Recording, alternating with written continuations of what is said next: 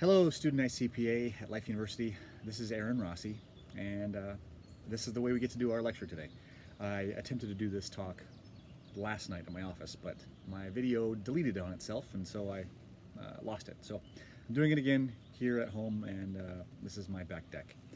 I'm glad you guys are interested in talking about family and practice and family practice.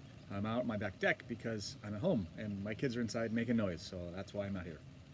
Anyway, so Victoria, thank you for putting all this together and following up with me many, many times.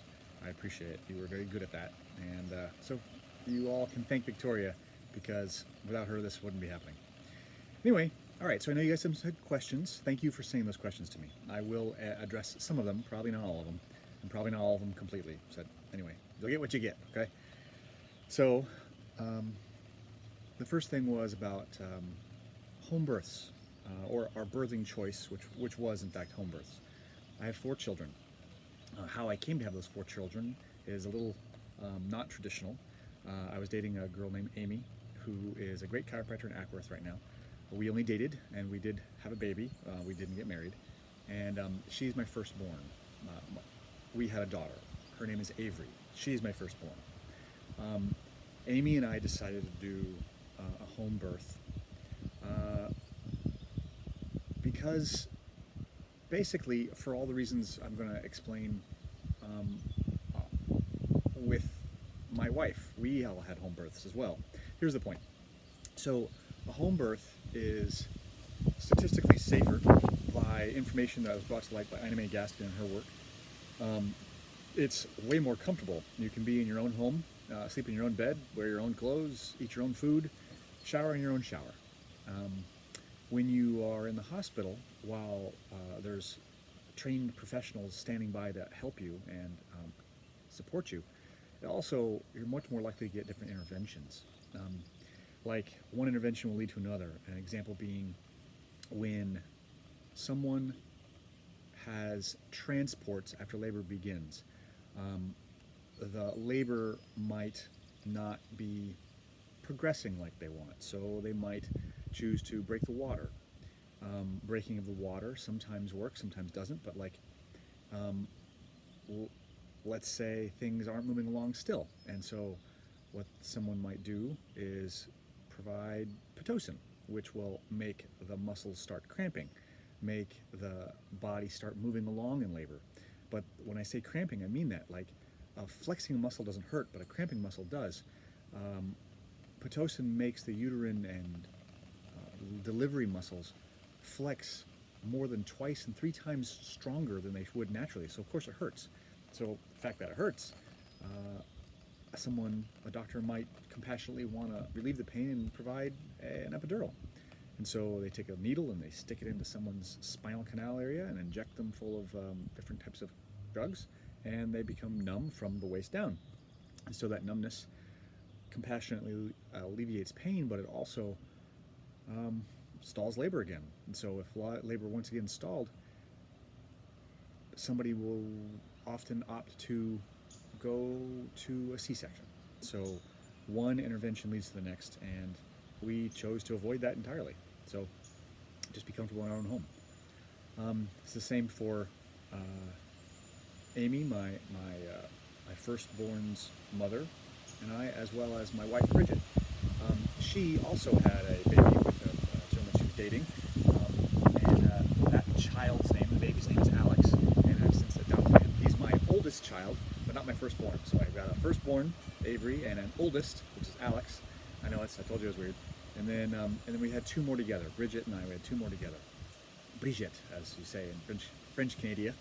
So we had our first child together. His name is Liam. We had Liam in a birthing pool in our room. Her mother attended. We didn't have a midwife. My firstborn with Amy, the baby's name was Avery. We had a midwife. Her name is Beth. My sister also had 3 home births, all using Beth, so obviously Beth's a good midwife. But Liam being born in a birthing pool, I was in the birthing pool with my wife, and Bridge was sitting in there, leaning against me, and I was holding her, and she'd have contractions, and I would hold her and squeeze her as her body went into a contraction, and it was all just as sacred as could be. It was wonderful, intimate. It was beautiful. And out comes Liam. Up from the water he comes, and then we had baby number 4.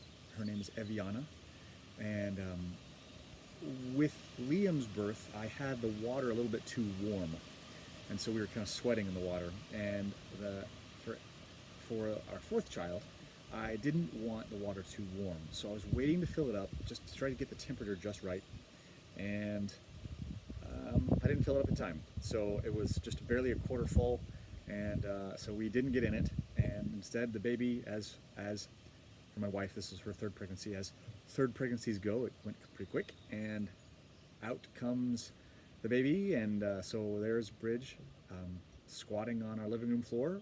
I'm holding her across my shoulder, kind of holding her up, and her mother was there attending as well. And I'm like, Louise, catch the baby before it hits its head. And so there she is, like, it's kind of like a football player hiking the ball between the legs. So she catches the baby and passes her through her legs, and Bridge takes her up and wraps her in a towel, and there we are, baby number 4. So that's how we did it. I'm sure you might have questions, but I can't hear you from here, so we'll have to meet in person someday and you can ask me more questions. So what's it like? One of the questions was like, what's it like between pre-pregnancy and during pregnancy and post-pregnancy, the different kind of role changes.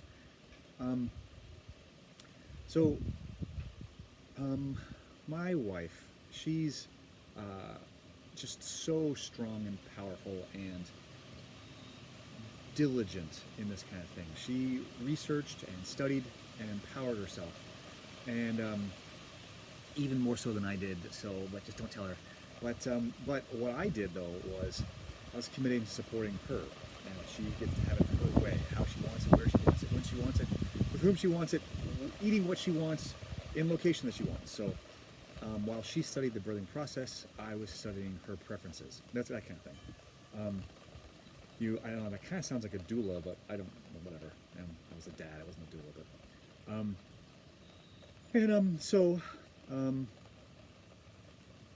So that was during the whole pregnancy thing. That was the thing there. But pre-pregnancy, it's sort of funny, like my first pregnancy and then my oldest, neither of them were planned. And our 3rd pregnancy, our 3rd baby, wasn't planned. So, we're bad at this. So really, the whole what you do pre-pregnancy thing, well, we're just living. We're just living, and oops, well, don't worry, we finally figured out how it happens.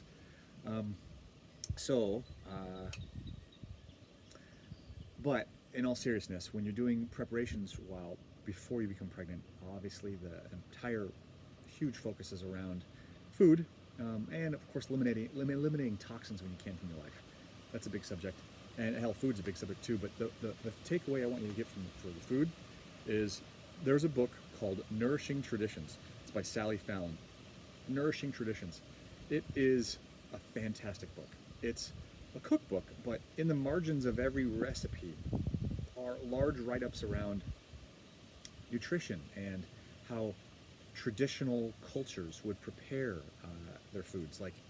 Like an example being grains and beans, for instance. When you soak them, they become much more easily to digest. The nutrition is much more readily available, and some of the toxicity to them are taken away.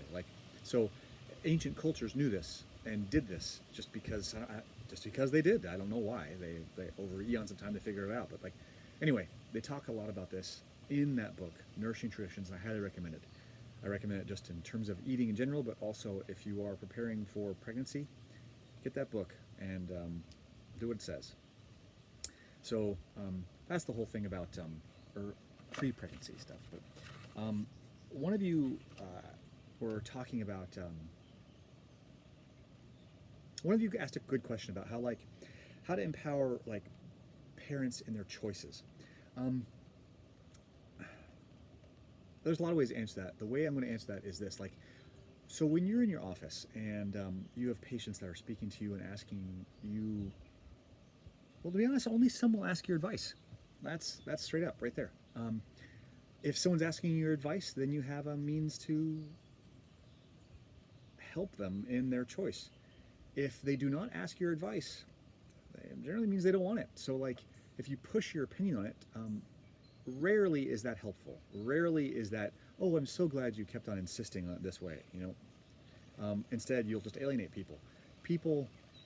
Honestly, people rarely want unsolicited advice. What they do want is validation. Um, so, I've had patients. For instance, I had a patient who um, planned before she even became pregnant to have a C-section the entire time, and I kind of like skirted around the idea, talked like hinted at the idea of like there could be other ways of doing this, but she didn't want any of it. So instead, I just adjusted her and made sure she was well adjusted for that C-section, and then I also talked to her about getting the baby adjusted after the baby was birthed by C-section. Interestingly, too, about that particular birth was that the baby was in fact not, she was, whatever you call it, sunny side up, and so rather than being face down, the baby was face up, and being face up, you don't necessarily have to wrench the child out backwards, creating that lordotic curve before the spine's ready for it, because you might recall, or you probably already know, the baby has a kyphalic curve, the entire C curve, and to make an incision and take a child out, they have to create that C curve, or that lordotic curve.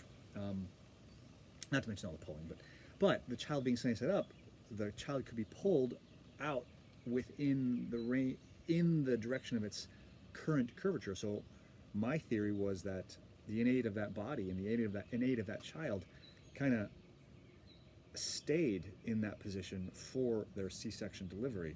I've had many pregnant women, and babies turn. Babies get in the correct position, correct.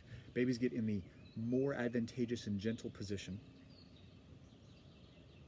like every time when you're doing the Webster's, but not that one. Anyhow, another thing about parents' preferences, so again, the way you'll know is if they ask you. And if they ask you, then you just share your wisdom. You share your knowledge, you share everything you can. Help them make choices that will keep them safer, keep them healthier, keep their babies healthier, keep their long-term development of that child well. And whenever that's possible, that means not a C-section, that's for sure. So, don't push though. You'll lose a patient if you push. I've lost patients from pushing. So you have a chance to inform their future decision and their next decision if they stay a patient of yours. If the first pregnancy didn't go the way that you would have recommended, maybe the second one will, or maybe the third one will. Think long term. Your relationship with your patients is not a sprint, not by a long shot. It is an ultra marathon. So plan accordingly, build your relationship accordingly, okay? So,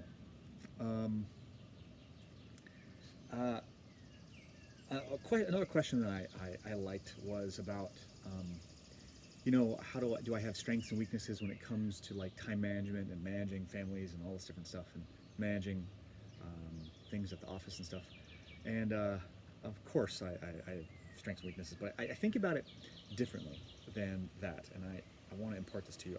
I don't really see any of you beautiful people watching this right now, or myself,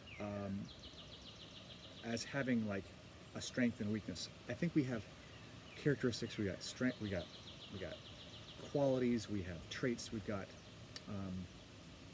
ways of doing things, ways of thinking of things, and that is a strength in certain contexts, and it's a weakness in other contexts.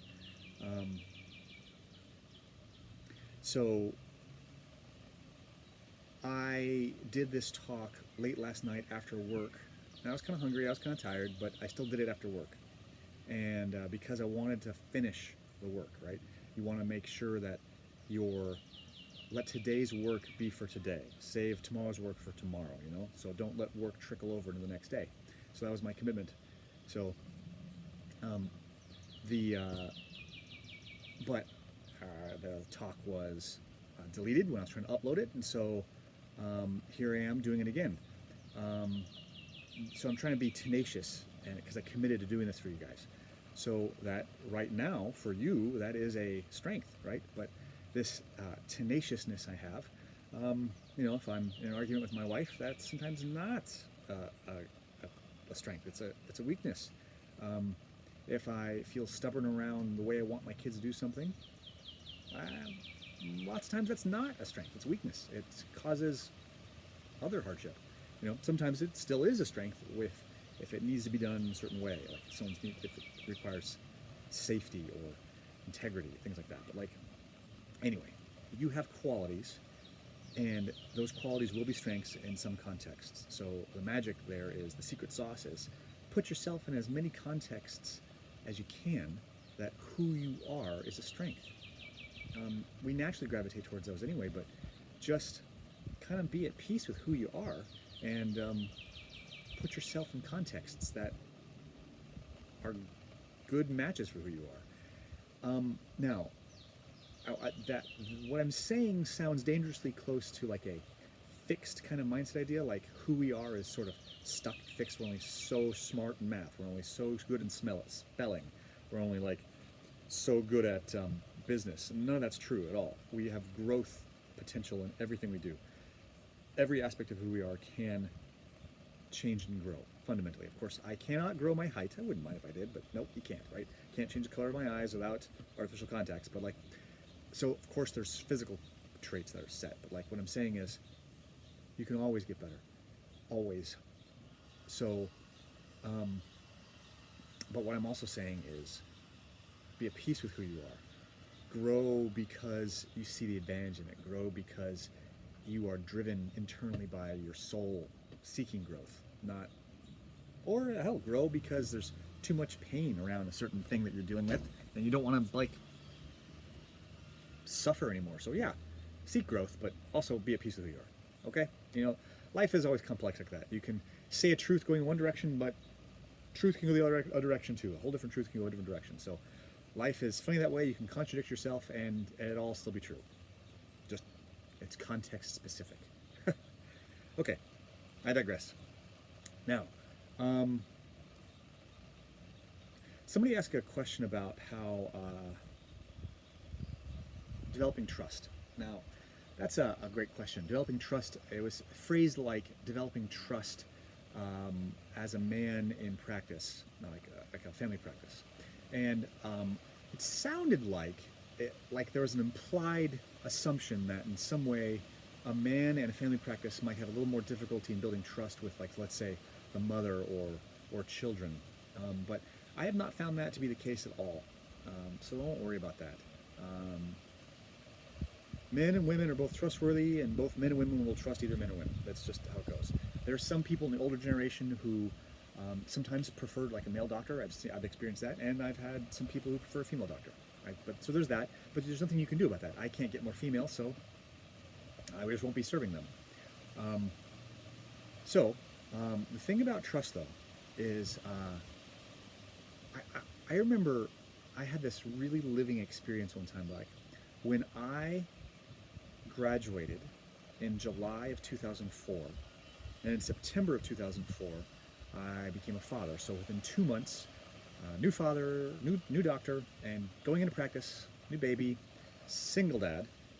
We went back and forth. She was still in school, and so she had a different rigorous school schedule, as you know. And so I had my child with me at practice. I had a little baby with me. I'd hold her, put her in a little playpen, adjust somebody, pick her up, bring her to the next room, put her in a playpen, adjust the next person, and go back and forth that way. It's not the easiest way to build practice. I don't recommend it. Don't recommend that at all. But that's what I did. Anyway, where was I going with that? When I became a father and a chiropractor, my dad, who was a father and a chiropractor, any of his advice suddenly became like gold to me.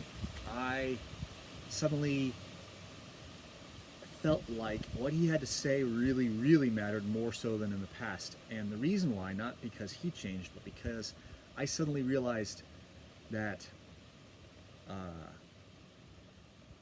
he understood me. he probably always did, but it was, I realized that he understood me because I was going through the same experiences that he had. So I was so much more willing to accept his wisdom. Okay? So understanding is, well, lead to a lot of trust. Okay? So I have had many patients, like I let them talk and I ask them questions and I ask them follow-up questions to their answers, and I ask them more questions, and I'm listening and I'm listening, okay? And people appreciate that. Now, what I'm describing here, like, picture a pyramid, all right? Picture a pyramid, and you have to have a base foundation that supports the next layer up, which supports the next layer up, okay? So when I'm talking about practice here, the first foundation, the base layer foundation for you isn't your technique and isn't your communication skill. It's not how well you describe and speak chiropractic. It's not. It's your skill as a human being, which fundamentally comes down to how well you listen to somebody, how well you can validate somebody, how well you can be present with someone. Okay? So first is your skill as a human and your listening skill. That's foundational. Up above that, the next layer up is still not your adjusting skill and not your communication skill. The next layer up from that is your business skill, because you can have the best technique and describe chiropractic really well, but if you suck at business, if you cannot make a profit, if you spend money ridiculously and you cannot have sound business practice, you're going to go out of business. So I went out of business once. I've learned that one too. So like it's about sustaining yourself in practice. Then on top of that comes your skill as a chiropractor. So that is your skill at adjusting, your skill at explaining, your skill at managing a care plan, those types of things. So speaking about managing a care plan, someone did ask about, like, what if someone balks, like resists a care plan for a kid, and it's often a dad that does it and stuff like that. Basically, you can explain things as best as you can. You just explain things as best as you can. There is no trick, okay? Like, if you are not open to converting your religion, you will just not have anything, you will just not listen to someone talking to you about becoming a Jew or a Muslim or a Christian, you know? Like people who really are just closed-minded about the idea of trying this other strange thing called chiropractic, you're not going to crack that nut in one conversation. You might water that nut over a very long period of time, and then it might change. So the way you do that, let's say you've got a mom and you've got kids and you got a dad, and the dad's adamant no, and he says no to the kids, but the mom is your patient. You do not push that mom for the kids or the dad, or else you'll lose the mom too. So you just keep on working with the mom, and there will be opportunities. In a long period of time, opportunities come up. Oh, little Johnny or little Mary has this problem or this thing. Or, boy, my husband Bob has this thing. And you go, you know, I've helped people with that. Or I know chiropractic can help with that. If you're still new and you have not helped somebody with that, just lean on chiropractic itself. Chiropractic can help that. I said that for years and years. Chiropractic can help that, until I had more and more first-hand experience, and it turned into, I can help that, you know? And so you just say whatever, okay? But like if you don't feel like you've got the confidence or experience, just lean on the whole experience of the whole profession. Go ahead. You have my permission. Go ahead. Okay? So anyway, you think long-term. You keep the patient who's coming a patient, and slowly you will win over other members of that family. Okay? By the way, a little business tip here. If two members of the same family come in to be your patient, even if one member doesn't come consistently or just comes once or twice, it will increase the longevity of that first member by a lot, okay? So it's financially worth it to you. I'll put it to you this way. It's been financially worth it to me to give discounts to get more family members involved in the practice, because while I might not make as much money per adjustment or per person, you will make more money over time. Being generous now leads to a longer term relationship, which means you will make it up in the long run. Okay? There's nothing dirty about that. It's like you're being generous and helping people, and you are helping people. You're not selling people. Remember that. You replace one four-letter word with another one. You're not selling anything. You're helping people. Okay? Anyway, so back to being a human and building trust. It's you listen well and you listen well, and if you you repeat back what people are saying, the whole active listening idea. You're repeating back what people are saying. If you get it wrong and you're not quite there, and they're like, no, it's not exactly that, then you say, okay, well tell me more.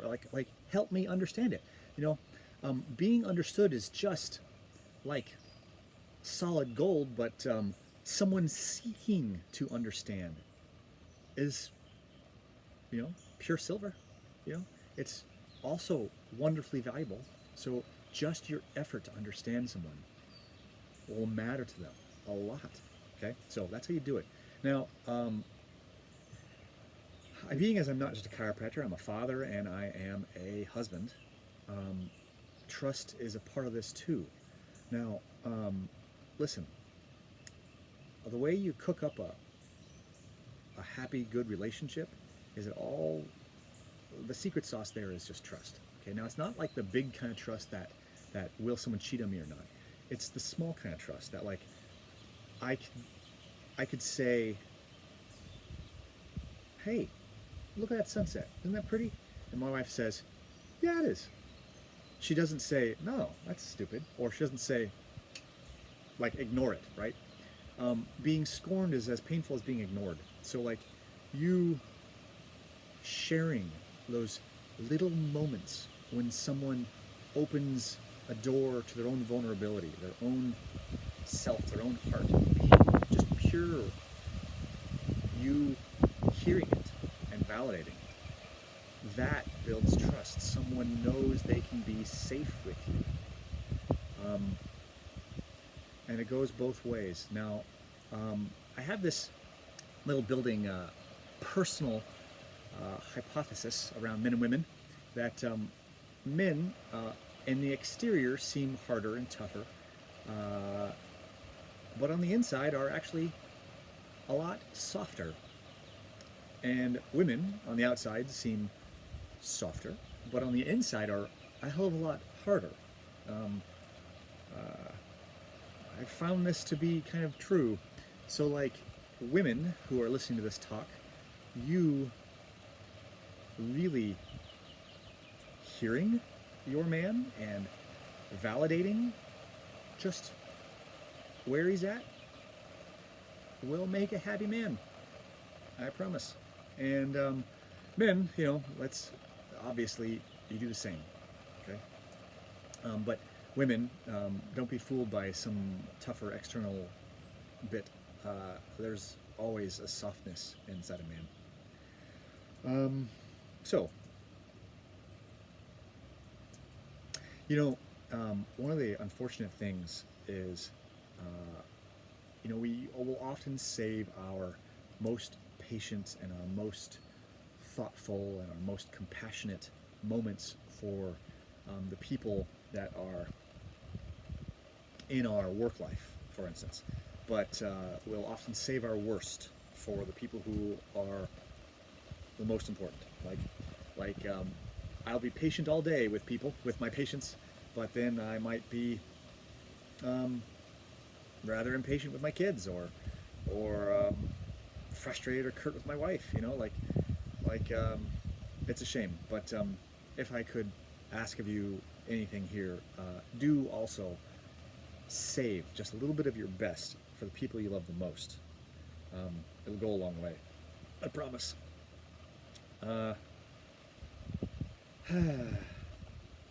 Well,